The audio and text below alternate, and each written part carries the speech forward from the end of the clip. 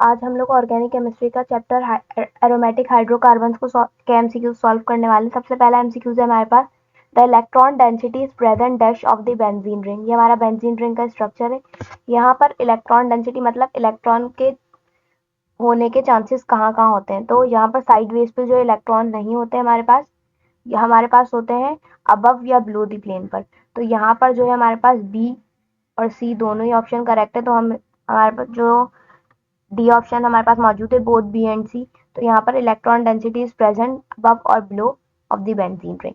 The molecular mass determined by vapour density method for benzene was. मुझे molecular mass बताना है, determine करना है वेपर डेंसिटी मेथड से बेंजीन की। तो वेपर डेंसिटी मेथड से बेंजीन का मॉलिक्यूलर मास हमारे पास होता है 78। थर्ड एमसीक्यू है, aromatic orbital treatment give the concept of. Aromatic orbital का जो ट्रीटमेंट, उसमें हमें किस चीज का कॉन्सेप्ट मिला था, हमें हाइब्रिडाइजेशन का, लोकलाइजेशन या डीलोकलाइजेशन। सबसे पहले हम इन टर्म्स को समझ लेते हैं ताकि हमें आसानी हो। हाइब्रिडाइजेशन क्या होती है, दो एटॉमिक ऑर्बिटल आपस में ओवरलैप करते हैं, एक न्यू हाइब्रिडाइज्ड ऑर्बिटल बनाते हैं, तो उसको कहते हैं हम हाइब्रिडाइजेशन। लोकलाइजेशन क्या होती है, लोकलाइजेशन में हमारे पास इलेक्ट्रॉन और डबल बॉन्ड क्या हो रहा होता है, लोकलाइज मूवमेंट कर रहा होता है, तो इसको लोकलाइजेशन करते हैं कहते हैं। और ये ओपन चेन्स वगैरह में होता है।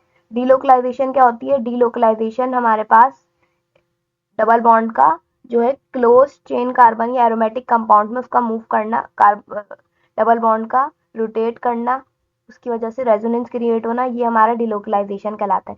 तो यहाँ पर जो है एरोमेटिक ऑर्बिटल से हमें जो कॉन्सेप्ट मिला था वो हमें मिला था हाइब्रिडाइजेशन का। और जो है यहाँ पर हमसे ये भी पूछा जा सकता था कि डीलोकलाइजेशन क्या होती है, हाइब्रिडाइजेशन क्या होती है, लोकलाइजेशन क्या हो सकती है और डीलोकलाइजेशन किस में होती है। तो यहाँ पर यहाँ से हमारे 3-4 एमसीक्यूज बन सकते हैं इस पर। तो मैंने आपको बता दिया है। और यहाँ पर अब हमारे पास आ जाते हैं हम लोग फोर्थ एमसीक्यूज पे, benzene has hybridised orbital is. अगर मैं बेंजीन का स्ट्रक्चर देखूँ तो यहाँ पर मेरा जो है ये sp2 हाइब्रिडाइज्ड है। sp2 हाइब्रिडाइज्ड है तो इसके अंदर sp2 मतलब px और py, p2 है ना, px और py ऑर्बिटल क्या हो रहा है, हाइब्रिडाइज्ड है। अब जो pz ऑर्बिटल है वो हमारा क्या है, अनहाइब्रिडाइज्ड है, क्योंकि इसमें sp2 बॉन्डिंग होती है, इसलिए जो है pz जो है हमारा अनहाइब्रिडाइज्ड ऑर्बिटल है।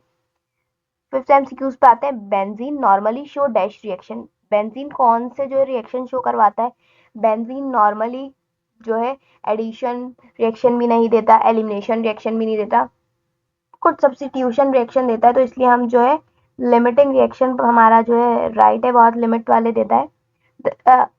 सिक्स एमसीक्यूज है, the structure of benzene is. हमें बताना है स्ट्रक्चर बेंजीन का। बेंजीन का स्ट्रक्चर जो है हमारे पास वो होता है, हमारे पास प्लेनर होता है।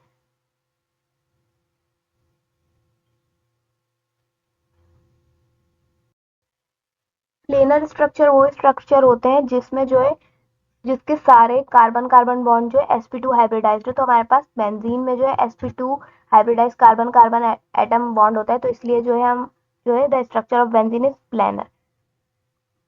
टेट्राहेड्रल स्ट्रक्चर भी आपको पता है, लीनियर भी पता है, कौन से बनाते हैं, कौन से अल्कीन्स बनाते हैं, अल्काइंस बनाते हैं, कौन से जो है बनाते हैं linear structure, tetrahedral structure, coplanar structure. Seventh MCQ है, for halogenation of benzene normally we use.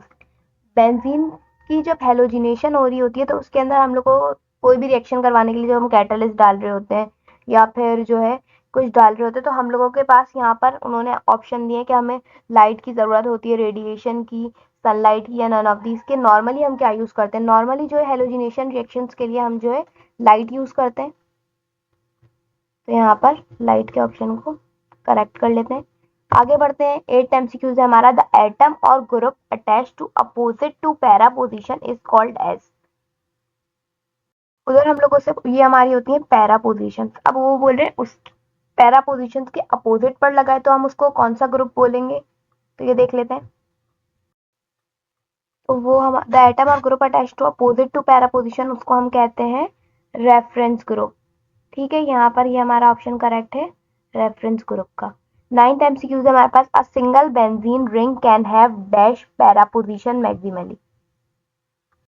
तो यहाँ पर जो है हमारे पास दो पोजीशंस होती हैं पैरा पर, एक 1 पे 4 पे, तो 2 option is right. Tenth MCQs पे आता है, single benzene ring can have dash ortho position maximally. मुझे जो है ऑर्थो पोजीशंस बतानी है। ऑर्थो पोजीशंस कितनी होती है बेंजीन रिंग पे?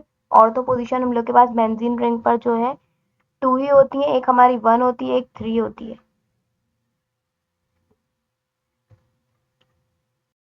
11th एमसीक्यूज पे आते हैं। For sulphonation of benzene with H2SO4 the temperature is. जब हम सल्फोनेशन कर रहे होते हैं बेंजीन की तो H2SO4 के प्रेजेंस में, तो हमारे पास टेम्परेचर कितना गिवन होना चाहिए? टेम्परेचर हमारे पास होता है 80 डिग्री सेंटीग्रेड टेम्परेचर रिक्वायर्ड होता है इस सल्फोनेशन ऑफ बेंजीन के लिए। आगे बढ़ते हैं। The temperature for nitration of benzene, और नाइट्रेशन के लिए हमारे पास कितना टेम्परेचर होना चाहिए? नाइट्रेशन के लिए हमारे पास जो है,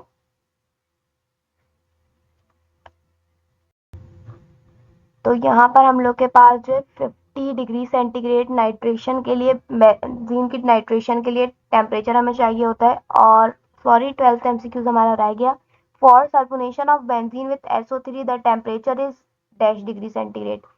सल्फोनेशन ऑफ बेंजीन के लिए पहले हम H2SO4 के साथ रिएक्ट करवा रहे थे, अब हम किसके साथ करवा रहे हैं? SO3 के साथ करवा रहे हैं।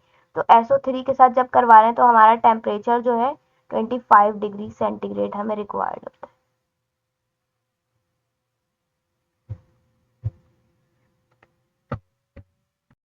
आगे बढ़ते हैं। हमारे पास है nitration of benzene happen by mixing HNO3 and H2SO4 in dash ratio. Nitration of benzene के लिए जब हमें मिक्सिंग करनी होती है एसिड्स की, तो हम लोग किस रेशियो में लेते हैं? तो हम लोगों के पास जो है, हम HNO3 और H2SO4 को 1:1 के रेशियो में लेते हैं। अब आ जाते हैं हम लोग 15th एमसीक्यू पे। For halogenation the poorest yield is given by. Halogenation में जो हम लोगों को सबसे ज्यादा पुअरेस्ट यील्ड मिलती है वो किस उससे मिलती है? कौन से? क्लोरीन से मिलती है, ब्रोमीन से मिलती है, आयोडीन से मिलती है। हमारे पास जो प्योरेस्ट यील्ड आती है वो आती है आयोडीनेशन की वजह से, क्योंकि आयोडीन का मैंने बताया था इनऑर्गेनिक केमिस्ट्री में कि आयोडीन जो है हम लोगों का लेस रिएक्टिव एलिमेंट है, इस वजह से जो है उसकी प्योरेस्ट यील्ड आती है। फॉर्म 16th एमसीक्यू है। फॉर्मूला ऑफ एरिनियम आइन। इसमें से एरिनियम आइन का क्या फॉर्मूला है? तो जो है हमारे पास C6H5 प्लस भी नहीं, C6H5 प्लस इलेक्ट्रोफाइल प्लस भी नहीं, C6H6 भी नहीं, तो नन ऑफ दीज इसमें से फॉर्मूला है। एरिनियम आइन का हमारे पास फॉर्मूला होता है, तो यहाँ पर जो है C6H7 प्लस जो है हमारा फॉर्मूला होता है एरिनियम आइन का, और इसमें कोई भी ऑप्शन नहीं है, तो नन ऑफ दीज इसका राइट ऑप्शन है। 17th एमसीक्यू से benzene can interact with dash easily to produce substituted product. Benzene जब इंटरैक्ट करता है तो क्या, कौन सी जो है, क्या किस पर न्यूक्लियोफाइल ज्यादा इजीली अटैक करता है? तो सब्सटीट्यूटेड प्रोडक्ट मिलती है, या इलेक्ट्रोफाइल, या वीक इलेक्ट्रोफाइल, या स्ट्रॉन्ग इलेक्ट्रोफाइल। बेंजीन के लिए हम लोगों को जो है स्ट्रॉन्ग इलेक्ट्रोफाइल की जरूरत होती है, क्योंकि बेंजीन जो है ना हमारा, यहाँ पर हम लोग को स्ट्रॉन्ग इलेक्ट्रोफाइल की इसलिए जरूरत होती है क्योंकि बेंजीन जो है कि इलेक्ट्रॉन रिच स्पीशीज, क्योंकि बिलो और अबव इसके दोनों पर ही क्या होता है, इलेक्ट्रॉन्स होते हैं, तो इसलिए हमें स्ट्रॉन्ग इलेक्ट्रोफाइल की जरूरत पड़ती है। 18th एमसीक्यूज पे आते हैं। Wurtz Fittig reaction is use to prepare. Wurtz Fittig reaction हम लोग क्या चीज बनाने के लिए इस्तेमाल करते हैं, किस लिए यूज करते हैं? तो हम लोगों का जो है राइट ऑप्शन हेलो बेंजीन बनता है वर्ड्स रिएक्शन से। 19th एमसीक्यूज है। Which is called soda lime. Soda lime का हम लोगों ने जो इनऑर्गेनिक में भी पढ़ रहे थे, तो हम लोगों का सोडा लाइम का जो हम लोग का फॉर्मूला होता है वो है हमारा NaOH प्लस CaO। तो यहाँ पर हम इसको मार्क कर लेते हैं। NaOH तो सोडियम हाइड्रोक्साइड को बोलते हैं, कैल्शियम ऑक्साइड को, और ये हमारा सोडियम कार्बोनेट, तो ये हम लोग का सोडा लाइम ही राइट ऑप्शन है। 20 एमसीक्यूज पर cyclic polymerisation of dash in the presence और organic nickel catalyst yields benzene. क्या कर रहे हैं हम लोग? साइक्लिक पॉलीमराइजेशन कर रहे हैं कौन से कंपाउंड की प्रेजेंस में, और हम लोगों के पास है जो है कैटलिस्ट भी बता दिया उन्होंने, ऑर्गेनो निकल कैटलिस्ट यूज हो रहा है, और यील्ड हमें बेंजीन हासिल हो रही है। साइक्लिक पॉलीमराइजेशन किसकी है? हमें पता है कि जब हम इथाइन की पॉलीमराइजेशन करते हैं तो हम लोगों को बेंजीन मिलता है। हमसे यहाँ पर ये सवाल भी हो सकता था कि हम लोग बेंजीन जो है, यहाँ पर हमसे ये भी पूछ सकते थे कि बेंजीन की पॉलीमराइजेशन जब करते हैं तो हमें कौन सा कंपाउंड की नीड है? एक सवाल तो ये है हमारा। एक सवाल हमसे यहाँ ये पूछा जा सकता था कि साइक्लिक पॉलीमराइजेशन ऑफ इथाइन से हमें क्या चीज़ मिल रही है। तो यहाँ पर दोनों बातें पूछी जा सकती हैं और एक ये भी पूछा जा सकता है कि कौन सा कैटलिस्ट से जो है ये रिएक्शन पॉसिबल है। तो यहाँ पर ये बात याद रखिए कि निकल कैटलिस्ट से हो रहा है। आगे बढ़ते 21 एमसीक्यूज है हमारे पास। Cyclohexane can be converted into benzene in the presence of. क्या हो रहा है? साइक्लोहेक्सेन हम लोगों का किस में कन्वर्ट हो रहा है? बेंजीन में हो रहा है। कौन सा कैटलिस्ट जो है इस यूज हो रहा होगा और कितने टेम्परेचर पर? तो यहाँ पर हम लोगों के पास 4 ऑप्शन है। तो यहाँ पर जो हम लोग का राइट ऑप्शन है वो है बी। प्लेटियम एट 250 डिग्री सेंटीग्रेड पे साइक्लोहेक्सेन कन्वर्ट हो रहा है बेंजीन में। 22 एमसीक्यूज पे आता है। Dewar predicted dash close chain structure for benzene. कितने क्लोज चेन स्ट्रक्चर होते हैं बेंजीन के? ने प्रिडिक्ट किए। हमारे पास 3 स्ट्रक्चर होते हैं क्लोज चेन में।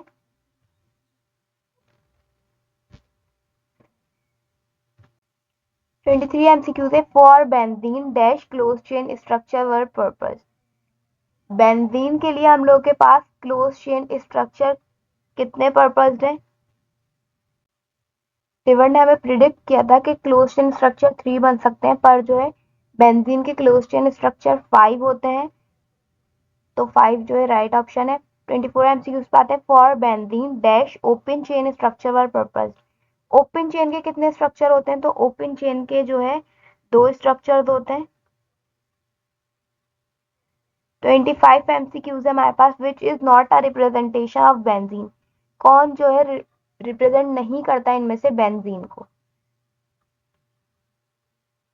तो फिनाइल तो भी करता है, फिनाइल का स्ट्रक्चर भी करता है, सिर्फ उस पर ओ एच लगा होता है। अराइल भी करता है, फिनाइल भी करता है, पीएच फिनोल वगैरह भी करते हैं। तो यहाँ पर none of them right option है। आगे बढ़ते हैं। Which of the following is not a polycyclic aromatic compound. इसमें से कौन सा जो है पॉलीसाइक्लिक एरोमेटिक कंपाउंड नहीं है? तो यहाँ पर हम लोग को पॉलीसाइक्लिक सारे बायफिनाइल 2 फिनाइल होते हैं तो पॉलीसाइक्लिक है, और 2 साइकिल्स होती है। नेप्थलीन भी हम लोगों के पास, नेप्थोल भी हम लोग के पास। नेप्थलीन और नेप्थोल का सेम स्ट्रक्चर होता है, बस ओ एच इधर लगा हुआ होता है। तो हम लोग के पास तीनों ही जो है पॉलीसाइक्लिक एरोमेटिक हाइड्रोकार्बन है। तो यहाँ पर जो है नन ऑफ देम के ऑप्शन पर करते हैं। हमारा एमसीक्यूज है। विच of the following is a monocyclic aromatic hydrocarbon. इसमें से कौन सा जो है हमारा मोनोसाइक्लिक एरोमेटिक हाइड्रोकार्बन है? तो अब हम स्ट्रक्चर देखेंगे टॉलीन, फिनोल, एनिलीन के, तो फिर हम बताएंगे कौन सा है। अगर हम देखें तो CH3 टॉलीन का स्ट्रक्चर, फिनोल का स्ट्रक्चर, एनिलीन का स्ट्रक्चर, ये सब क्या है? और इन सब में एक ही क्लोज साइकिल है। तो यहाँ पर जो है एक साइकिल है हमारे पास मौजूद। तो यहाँ पर जो है इसमें हमारा ऑल ऑफ देम जो है राइट ऑप्शन है।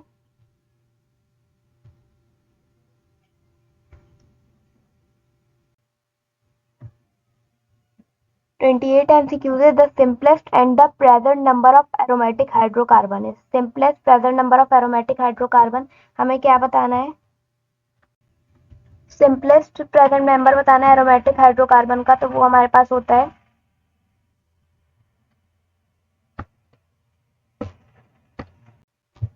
तो वो हमारा होता है बेंजीन। आगे बढ़ते हुए, which of the following generally low carbon to hydrogen ratio. क्या बोल रहे हैं हम लोग को? तो यहाँ पर जो है हम लोग के पास एरोमेटिक हाइड्रोकार्बन होते हैं जिनका जो है लो कार्बन हाइड्रोजन रेशियो होता है। वरना अल्केन्स के पास तो हाइड्रोजन कार्बन हाइड्रोजन रेशियो ज्यादा ही होता है। कार्बन जितने होते हैं उससे डबल हाइड्रोजन होते हैं। अल्काइंस के पास तो इक्वल होते हैं। और जो है यहाँ पर CnH2n+2 के फॉर्मूले, CnH2n के फॉर्मूले से अगर हम देखें तो यहाँ से भी हमें पता लग जाए कितने हमारे पास कार्बन से डबल ही होते हैं हाइड्रोजन। तो यहाँ पर जो है एरोमेटिक हाइड्रोकार्बन राइट ऑप्शन है, क्योंकि उसके पास low carbon to hydrogen ratio होता है। 30 एमसीक्यूज है। Ortho para director but decrease the aromaticity. Ortho para director है पर वो एरोमेटिसिटी को क्या कर रहा है? डिक्रीज कर रहा है। तो वो है हमारा क्लोरीन। क्यों कर रहा है क्लोरीन डिक्रीज एरोमेटिसिटी? क्योंकि इसके पास जो है ये विड्रॉ इलेक्ट्रॉन है, इसका इंडक्टिव इफेक्ट, अपने इंडक्टिव इफेक्ट की वजह से जो है ये एरोमेटिसिटी डिक्रीज करता है। अब हम लोग का लास्ट एमसीक्यूज है, which one is electrophile in alkylation. कौन सा जो है हमारे पास इलेक्ट्रोफाइल है अल्काइलेशन में। तो हमारे पास यहाँ पर CH3 के ऊपर प्लस है, ये भी हमारा अल्काइलेशन इलेक्ट्रोफाइल है, ये भी हमारा इलेक्ट्रोफाइल है, प्लस साइन से भी पता चल रहा है, वैसे ये भी हमारा इलेक्ट्रोफाइल है। तो यहाँ पर जो है all of these option is correct, तो यहाँ पर मैं इसको मार्क कर लेती हूँ।